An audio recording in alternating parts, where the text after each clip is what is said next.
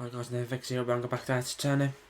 Last time we restarted the trial segment, we found out that that caretaker shack guy is connected to DL6 because probably the parrot, probably his parrot, knows the words, but things aren't going so well in court.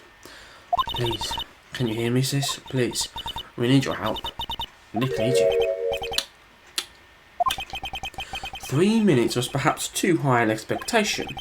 However, 15 minutes isn't bad. This must be a new record. Gavel. Enough. The witness may leave the stand. He's asleep anyway. This court sees no reason to further prolong the trial, nor is there any need for more time to decide the case against the defendant. This case is extremely clear. I see no room for misinterpretation of the facts. Uh-oh. This court finds the defendant, Mr. Myers, Edgeworth. Game over, we lose. The accused will surrender to the court immediately, to be held pending trial, at a higher court, within a month from today's date. That is all. The court is adjourned. That actually happens if you lose. If you do lose in the game and lose all your credibility, the exclamation points, that is a sentence that happens.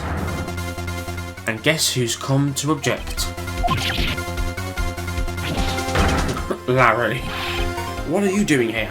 Listen, you've got to listen to me. I was there in the park the night of the murder. I wasn't sure about it until just yesterday. But today I remembered it. Remembered what? The gunshot. I heard it too. Order. Finger snap. What is the meaning of this? The verdict has been decided. A call for adjournment. One moment, Mr. Van Kamp. So, you say you heard a gunshot? Yeah, I did, a gunshot that night. I was sitting here in the audience listening to the testimony. Then I realised something he said was different from what I remember. Anyhow, I can't just sit here and let you call Edgy a murderer. It's just not right. I'll testify. Let me testify. Van Kamp will probably object. Order. Well, this is the first time something has happened like this in my court. I'm not quite sure how to proceed. Judge, you've already given your decision. Finger snap. The trial is over. Nick, this is it. Larry's given us one final chance. If only it wasn't Larry. He could make things even worse. Mr. Edgeworth was just declared guilty, Nick. It doesn't get any worse. You're right. Okay. Your Honour, if there is another witness, it is our duty to hear him speak. Right here, right now. A waste of time. The verdict cannot be overturned. Allow me to speak my opinion. In all court proceedings, it is our duty to prevent an inaccurate verdict. In order to make sure no mistake has been made, every witness should be heard. But what is this? I withdraw my previous verdict of guilty. Oh, he withdrew his verdict. Mr. Van Kamp, I order you to call this new witness to testify. Now. What? The court will adjourn for a 5-minute recess. After that, we will hear this new witness. Court is adjourned. Oh, Larry just saved our asses. Absolutely saved our asses. That was too close. Sorry to keep you on the edge of your seat like that, Edgeworth. I've seen worse. Yeah, right, Edgeworth, you're sweating bullets. I just wonder what Larry plans to say in there. Larry was at the lake that night? Yes. He said he went looking for the still samurai balloon that flew into the lake. Oh right. And he found the balloon and the attack that night. Yep. Hey Edgeworth. Huh? You said something, right? Yeah, a lot of things. You seem out of it. What's wrong? It's nothing. Mr. Edgeworth, there's something I mean to ask you. What's that? Why are your fingerprints on the murder weapon? Ah.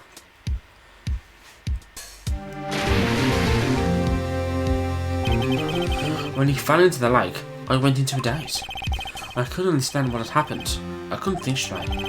Then I saw the pistol lying on the floor of the boat in front of me. I picked it up without thinking. I didn't have a reason, really. I see. Right, yeah? This might be our chance. Our chance? Von Karma has only ever run perfect trials. Perfect trials? Perfectly prepared witnesses. Perfectly complete evidence. That's the secret to its success. This is the first time he's ever had to deal with something unexpected. He has let someone he hasn't even talked to testify before the court. And that someone is Larry. What are you getting at? It's likely his testimony will be full of holes. That's right. No 10-minute drive this time. We'll knock this on for all it's worth. Hey, it was 15 minutes. 15. Everything depends on Larry now. What do I feel like we're fucked? If we're relying on Larry. Of all peeps. Blah blah blah blah blah blah. Court is now back in session. Witness, please testify to the court about everything that you saw on the night of December 24th. Right, leave it to me. Please, Larry, don't mess this one up. I hate to admit it, but you're our last chance. Von Karma didn't even have time to prep his witness. I just hope Edgeworth is right about this being our big break. The night of the murder. That night, I was out in a boat on the lake. I was looking for something and I found it. So I quietly slipped the boat back in at the rental shop back. Then, just as I was thinking about going home, I heard this bang. I looked out over the lake, but I didn't notice the boat. So after I heard that single gunshot, I went home. Oh dear. I think... yeah. That was an unusually vague testimony, even for this court. In any matter, Mrs. Wright, you may begin the cross-examination. Yes, Your Honour. What's wrong, Nick? It's Larry. I have no idea what he's going to say if I press him. I'm a little scared. Well, we've come this far. There's no way to go but forward. For the purposes of time, and to gain as much in as possible, I think all I need to do is present something at this last statement. It's a fairly obvious contradiction. Objection! Yeah. Wait a sec, Larry. What? You only heard one bang? You're sure? That's what I said. But Miss Lotta Hart testified yesterday that she heard 2 bangs. And the old man just now said the same thing. They both heard 2 gunshots that night. Huh? Deslan, are you even listening? Were you paying attention at all to what they said? Yo, Nick, please. Huh?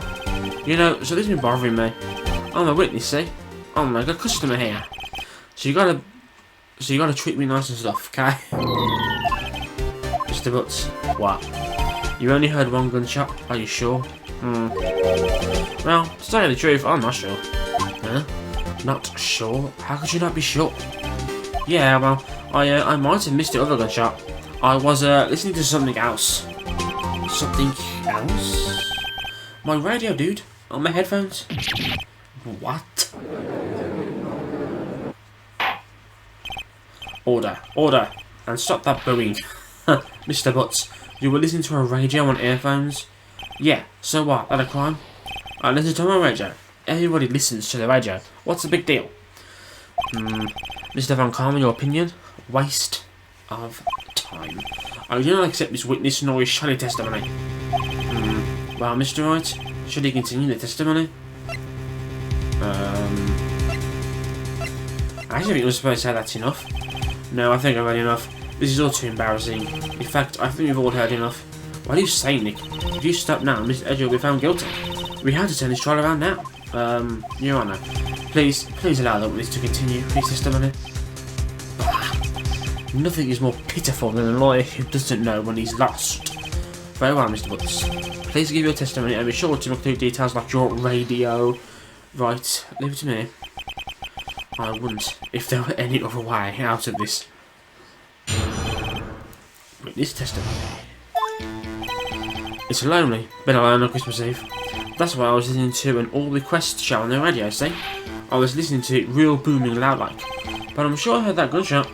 I remember exactly what the DJ was saying when I heard it too. You were listening to your radio at a high volume. Yeah, what's the big problem? Can't a man listen to his radio in peace? Isn't this a free country? I truly believe Larry has no idea what the problem here is. Judge, can you believe a word this witness says? What he heard was probably nothing more than a drum beat on the radio. Sure enough, it is difficult to believe this testimony. Wait, Your Honour. The witness said he remembers exactly what the DJ said when he heard the gunshot. Excuse me? DJ? An announcer. The guy who says things on the radio. Anyway, what this means is, when he heard the sound, no music was playing. The DJ only talked between songs, so he could have heard the gunshot on the lake.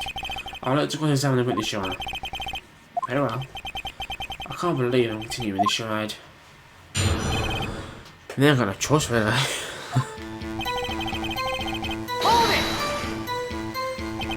So, you turned on the radio. Right. I just wanted to hear someone's voice, you know? You don't know what it's like out there alone on Christmas Eve. Alone? I shouldn't have said anything. That's right, this is not the Quest Show. Do you by any chance remember the name of the programme you were listening to? This has nothing to do with the case, Your Honour. Objection sustained. The witness was listening to the radio. That is all we need to know. Tell us, Mr. Butts, how loud was your radio set to that night? Very. No, is the answer. Real booming loud. Yep, you know. Like that door. And you had headphones on? Yep. I wouldn't think you could hear anything going on outside at all. You sure he's heard the gunshot? Can you prove that? No, of course you can't. Nah, I can't prove it. Well, I remember that moment real clear. I mean, while I was talking about it, it came back real clear to me, you know?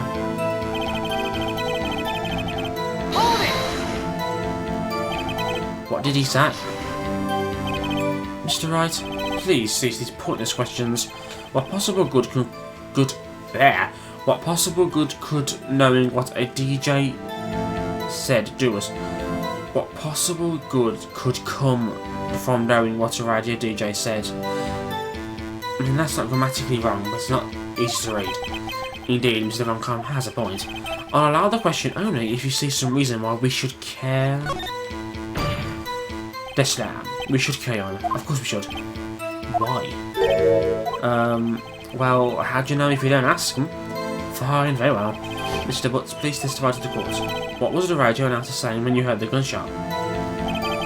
Just when she said, hey, it's almost Christmas. Oh. That was after midnight. She heard two someone at midnight. Uh-huh. Uh-oh. I didn't actually mean to... I didn't mean to press I to get through that.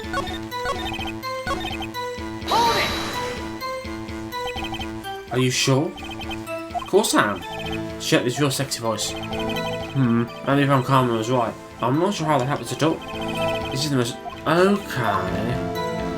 So I need to actually present something here. Maybe it's just the same thing as what I did before? Yes, so Lars' disposition. Larry, are you absolutely sure what you're saying is correct? Huh? What's with the face? You look scary, dude. Hey, if you're trying to scare me, you better know I don't scare that easy.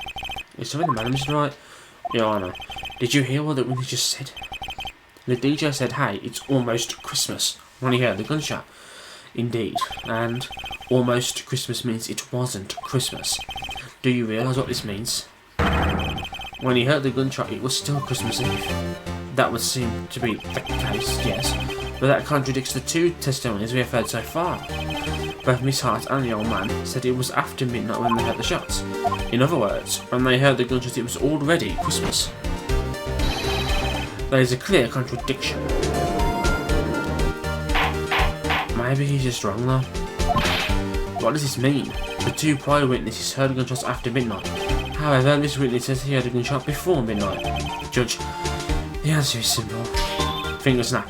The current witness is plainly mistaken. Just look at him. Suspicious. What? Well, Mr. Wright, what do you think about Mr. Butt's claim he heard the gunshot before midnight? No, he's not mistaken, Your Honour. He heard that gunshot before midnight. Intriguing. I'm assuming you have evidence for this wild claim. Finger snap. Show me evidence there was a gunshot before midnight. I don't really need to do a whole can you guess what it is, do I? It's fairly obvious that this is our proof. Look at this photograph. This was taken by our witness yesterday, Miss Lotta Hart, with her automatic camera. The timestamp on the photo reads December 24th, 11:50. Oh yeah? But there's nothing on the lake in this picture. Your Honour, the real issue here is not why nothing is shown in this photograph. It is why this photograph exists at all. What do you mean? Your Honour, this photograph was taken by an automatic camera. That camera was set to go off in response to loud noises. Ah, correct. There was a loud noise on the lake at 11:50. That is why this photograph was taken. In other words, when Larry heard that gunshot, it was most definitely Christmas Eve. Indeed, it would seem that is the case. Then where does that leave us? Miss Hart testified that she heard the gunshot after midnight. Are you claiming she was mistaken? Not at all, Your Honour. It is a fact that the camera also triggered at 15 minutes after midnight. Your Honour, that night there were 2 sets of gunshots with a 25-minute pause between them. Why would this be? Don't be fooled, Judge. That camera was said to respond to loud noises. Yes. There is no proof that the loud noise at 11:50 was a gunshot. Why, the witness could have sneezed, triggering the camera. Hey, my nose was clear that night, man. Clear. Well, Mr. Wright, there's no turning back now. Can you prove that the loud noise at 11:50 was indeed a gunshot? Please show the court evidence if you have any.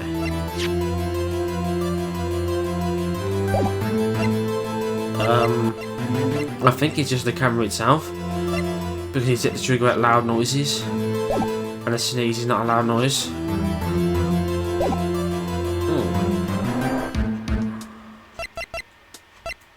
Try the camera. Uh-oh.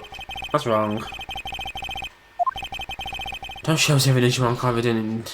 I'll ask you again. I think it might be the gun itself.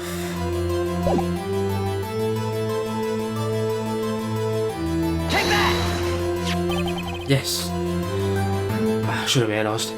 It does say it was fired 3 times. The murder weapon. Something about this pistol was bothering me, Your Honour. Both of the witnesses who testified yesterday heard 2 gunshots. However, the murder weapon was fired 3 times. When then was the last shot fired? Only now have I realised the truth. That 3rd shot was the shot Larry heard just before midnight. So it was shot before the others. Order. That would make sense of the evidence we've seen so far. However, this leaves me wondering exactly what did happen that night on the lake. Exactly. If this is true, there were 2 sets of gunshots separated by 15 minutes. 25 minutes even.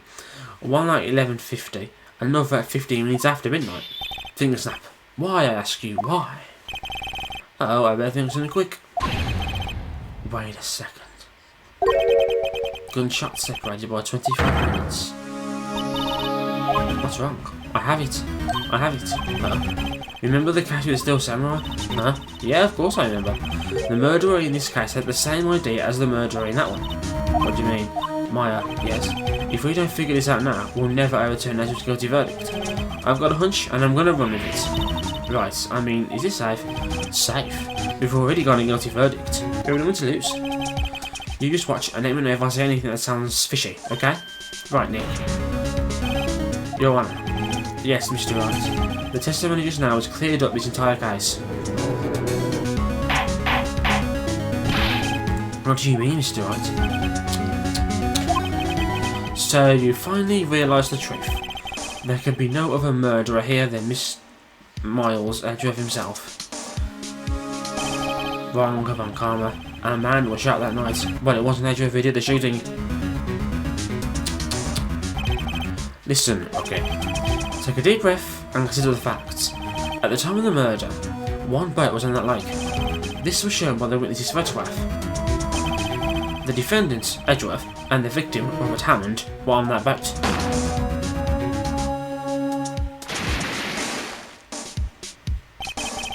There was a gunshot fired on that boat, and Robert Hammond fell into the lake. The distance of the shooting was 1 metre. It couldn't have been suicide. Well, finger snap. The guilty party has to be the other man on the boat. I admit it is hard to imagine any other possibility. Yes, but this assumes that the victim was shot at 15 minutes after midnight. What What do you mean by that, Mr. Wright? We have photographic evidence of the time of the shooting. The timestamp on the photo says 15 minutes past midnight, but Larry heard a gunshot 25 minutes before that. Robert Hammond was killed then, 25 minutes before the shot on the lake. That's the only way that Edgeworth could be innocent. Mr. Wright, are you quite mad? Explain who this is, sitting on the boat. Okay. Let's end it here. From what I remember, in the next episode, the next 20 minutes, Phoenix is gonna like run down like a whole theory of what he thinks happened, and I want to give you guys a chance at each of the steps to fit it in yourself. And this will be the first step. So between now and tomorrow's episode, think who is on the boat. Our theory shows that Hammond was killed before midnight. 10 to midnight, was it? So who could possibly be on this boat now? There's one obvious answer, but I'll give you the day to think of it. So come back tomorrow, we'll carry on this theory. Thanks for watching. Don't forget to come back next time. Thanks again.